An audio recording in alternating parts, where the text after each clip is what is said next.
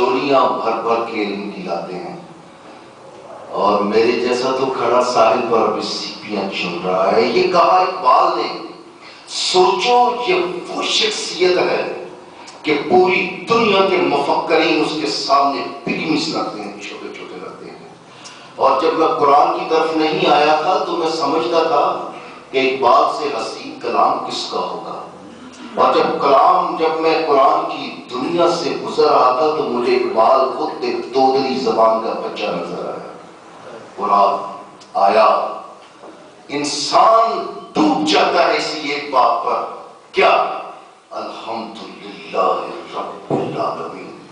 صرف اس کے لیے کتنی عمر چاہیے کہ کائنات سے زیادہ عمر چاہیے، اس لیے کہ ہر ذرہ آواز دے رہا ہے، ہر ذرے کا اپنا ڈی این اے مختلف ہے، اپنا ایٹم مختلف ہے، ہر انسان کا اپنے ڈی این اے ایک سیل کا مختلف ہے، اور پرنٹ ہو رہا ہے جو کچھ ہم کہہ رہے ہیں ہمارے ڈی این اے میں۔ لوگ کہتے ہیں، سائنسدان کہتے ہیں، پر بچہ نہیں سمجھے گا، اتنی دیر تک وہ ہماری آواز نہیں سنے گا، وہ کہے گا کیا پایا ہے آپ نے قرآن میں۔ تو جو بزرگوں اور میرے محترم دانشمند اور دانشور معزز حاضرین، مجھے قرآن کریم سے جو بات پتہ چلی ہے وہ یہ ہے کہ زندگی کو تقسیم کر دیا ہے دو حصوں میں، اور اسی پر میں اختتام کر دوں گا۔ زندگی کو قرآن کریم کے حوالے سے دو حصوں میں تقسیم کر دیا ہے۔ ایک حصہ وہ ہے جو خوف سے بھرا ہوا ہے، اور دوسرا حصہ زندگی کا وہ ہے جس میں کوئی خوف نہیں ہے۔ جس میں کوئی خوف نہیں ہے وہ جنت ہے، یہاں کی بھی اور وہاں کی بھی، اور جس میں خوف ہے وہ یہاں بھی جہنم ہے اور وہاں بھیج دیا جائے گا جہنم میں۔ قرآن کہہ رہا ہے ساری دنیا کی برائیاں پیدا ہوتی ہیں ہمارے خوف سے پیدا ہوتی ہیں۔ ہم سمجھتے ہیں سچ بولو، نہیں بولتے۔ ہم سمجھتے ہیں کہ پوری دنیا کی دولت اگر مجھے مل بھی جائے، سامنے پڑی ہو، اور جب آنکھ میری یوں بند ہو جائے گی وہ پڑی کی پڑی رہ جائے گی، یہ پوری کائنات کھڑی کی کھڑی رہ جائے گی۔ ہم سمجھتے ہیں زندگی کے معاملات کو، پر ہماری ذہنوں میں خوف بسا رہتا ہے۔ قرآن کہتا ہے یہ خوف لے جائے گا تمہیں جہنم میں۔ اگر خوف کرنا ہی ہے تو میرا کرو، اللہ کا کہتا ہے۔ بے خوف ہو جاؤ اس کائنات سے، اس کائنات کی ضروریات سے بے خوف ہو جاؤ، اس کائنات کے مسائل سے بے خوف ہو جاؤ۔ اور یہ جو بے خوف اللہ تعالیٰ نے یہ لفظ جو استعمال کیا نا، خوف سے نکل جاؤ، ان کو دوسرے معنوں میں لفظ آزادی دیا گیا ہے، جس کے لیے آواز آئی تھی سیدنا موسیٰ کو کہ گھر گھر میں ایسے مرکز بنا لو جہاں اللہ کے قوانین کی آگاہی ہو، جسے مسجد قرار دیا گیا، جہاں اللہ کے احکام کی گواہی ہو، ان کے احکام کی آگاہی دی جائے۔ یہ جو خوف ہے معزز ناظرین، اصل میں ہماری ساری کی ساری بیماریوں کی وجہ یہ ہے، ہماری ساری کی ساری زندگی کی علتوں کی وجہ یہ ہے کہ ہم رزق سے ڈرتے ہیں، اس لیے سمیٹ لیتے ہیں۔ ہم اپنی ضروریات سے ڈرتے ہیں، دولت کو سمیٹ لیتے ہیں۔ انسان ہم کیوں گھبرا کر دیوتاؤں کی طرف جاتے ہیں؟ اس لیے چاہتے ہیں کہ ہمارے دل و دماغ میں خوف بسا ہوا ہے۔ ہم کیوں ہستیوں کی جانب جاتے ہیں جو بھی میرے بزرگوں نے اشارتاً اور کنایتاً اور براہ راست بات کی، شخصیت پرستی کی کیوں جاتے ہیں؟ کہ ہمارے دل و دماغ میں خوف بسا ہوا ہے۔ یہ خوف نکلے گا تو ہم دائرہ اسلام میں داخل ہوں گے، خوف رہے گا تو ہم مشرکوں میں داخل ہوں گے، کیونکہ شرک آتا ہی خوف کی وجہ سے ہے، ورنہ شرک آ ہی نہیں سکتا۔ یہ کہتا ہے اللہ، یہ ہے آواز اللہ کی۔ کیوں جاتے ہو دیوتاؤں کی طرف؟ تمہاری ضروریات پوری نہیں کر سکتے، یہ تو مردہ ہے، ان کو نہیں پتا کہ ہم کب اٹھائے جائیں گے، کیوں مانگتے ہو تمہاری؟ کوئی ایک جگہ ہمارا تو زندگی گزر جاتی ہے، شرک میں گزر جاتی ہے۔ خوف کا دوسرا نام شرک ہے، یہ پتا چلا مجھے قرآن سے۔ زندگی وہی حسین ہے جس میں خوف نہیں ہے۔ ہم بچوں کے مستقبل سے ڈرتے ہیں، بیٹیوں کی شادی سے ڈرتے ہیں، رشتہ آئے کہ نہ آئے۔ ہم اپنی نوکریوں سے ڈرتے ہیں، نوکری ملے کہ نہ ملے۔ دولت کے کھو جانے سے ڈرتے ہیں، کاروبار کے بند ہو جانے سے ڈرتے ہیں۔ کوئی ایک خوف بیٹھا ہوا ہے ہمارے دماغوں میں۔ کبھی سوچا کہ کوئی اللہ بھی ہے جس کے پوری کائنات سرگرم عمل ہے، کہتی جا رہی ہے کہ اللہ تو ہے، ہم تیرے لیے چل رہے ہیں۔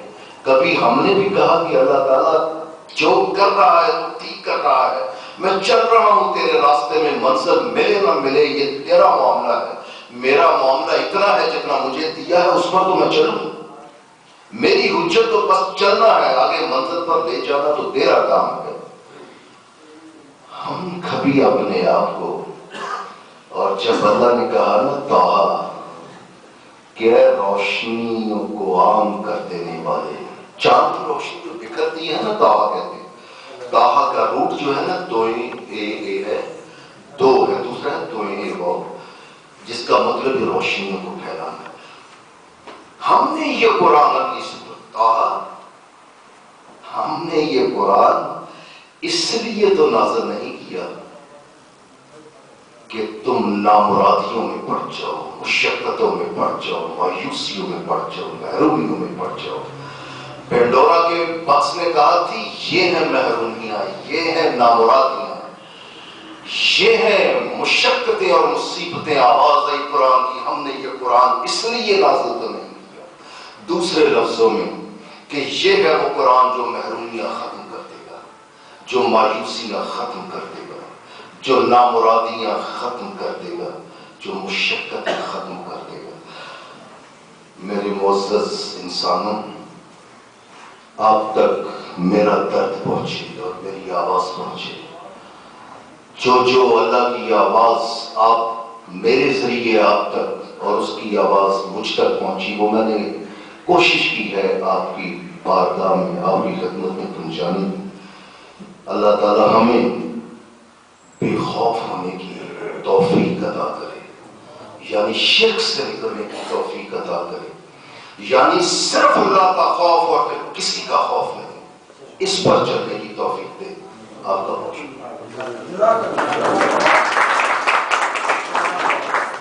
بہت بہت شکریہ جناب کرنل صاحب۔ میں دعوت دیتا ہوں جناب محترم قاضی کفایت اللہ صاحب سے کہ وہ یہاں تشریف لائیں، اور ملک ایم ڈی فاروق صاحب جن کا کچھ دنوں پہلے وفات جن کی ہو گئی تھی، ان کے لیے دعائیں مغفرت فرمائیں، اور اس کے بعد نیچے ہال میں چائے کا انتظام ہے، تمام ساتھی چائے پی کے جائیں، اور نماز بھی ظہر کی اس کے بعد ہوگی۔ جناب قاضی صاحب۔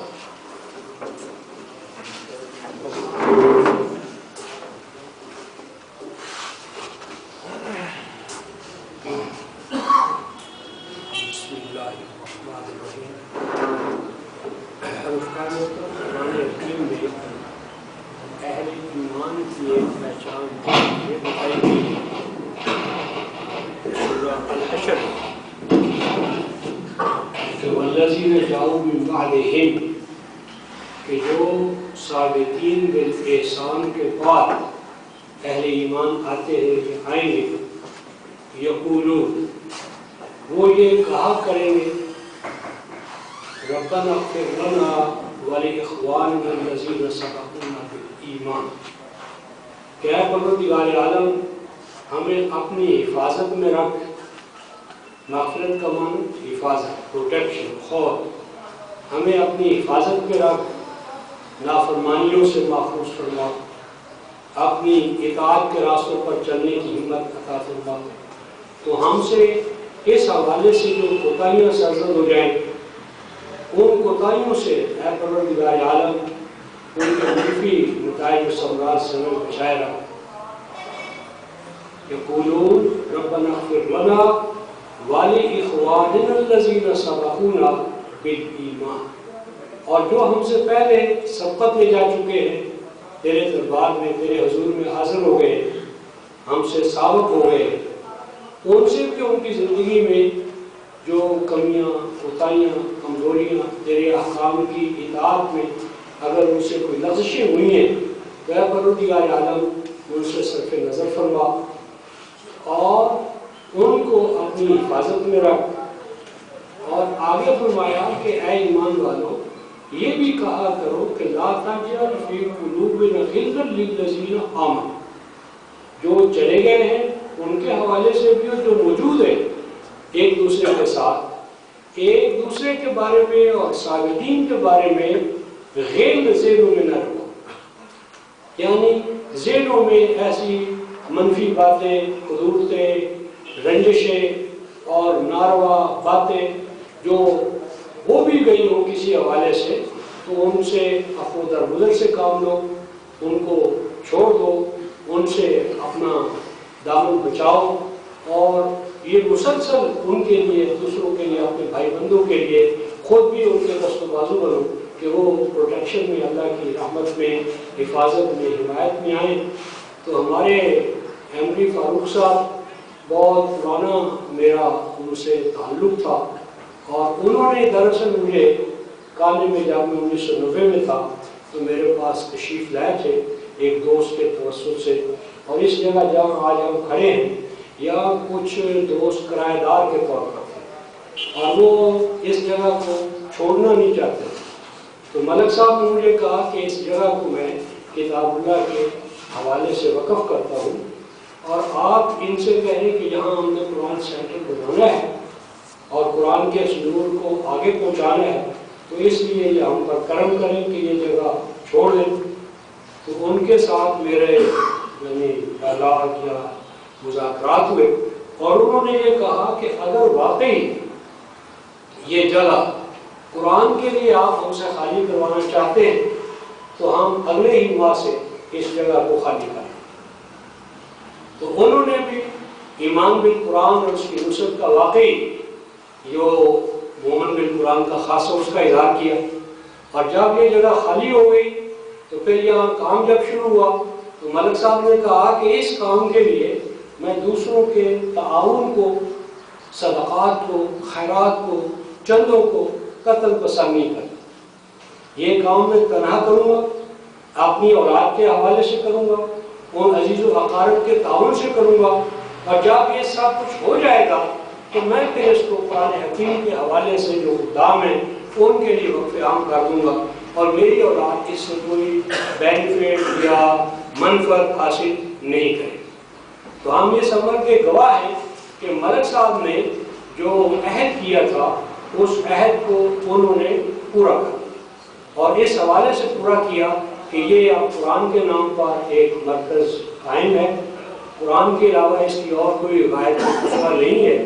تو ہم ملک صاحب کے حوالے سے یہ گواہی دیتے ہیں کہ اللہ آپ کے اس بندے نے آپ کی کتاب کی عظمت، نصرت، اشاعت، تنفیذ، تبلیغ، اس حوالے سے جو عہد کیا تھا اس نے اس عہد کو پورا کر دکھایا۔ اے پروردگار عالم آپ ان کی اس خدمت کو اپنی شفقت و قبولیت عطا فرمائیں، ان کی کوتاہیوں سے صرف نظر فرمائیں، ان کے درجات کی بلندی کو، اور ان کے ساتھ جو ان کی اولاد ہے، لاحقین ہیں، انہیں بھی اللہ توفیق، مزید توفیق عطا فرما کہ وہ اپنے باپ کے حوالے سے جو یہ عظیم کام ہے اس کو تا ابد جاری رکھے، اور ہم سب کو اے اللہ توفیق عطا فرما کہ ہم ان کے دست و بازو بنے، اور دست و بازو بن کر اس عظیم مشن کو اسی طرح انجام دیں جس طرح انبیاء اور صلحاء اور ان کے ساتھ وارثین نے انجام دیا ہے۔ اللہ تبارک و تعالیٰ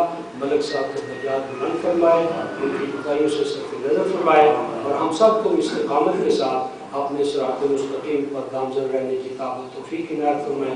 وآخر دعوانا الحمدللہ۔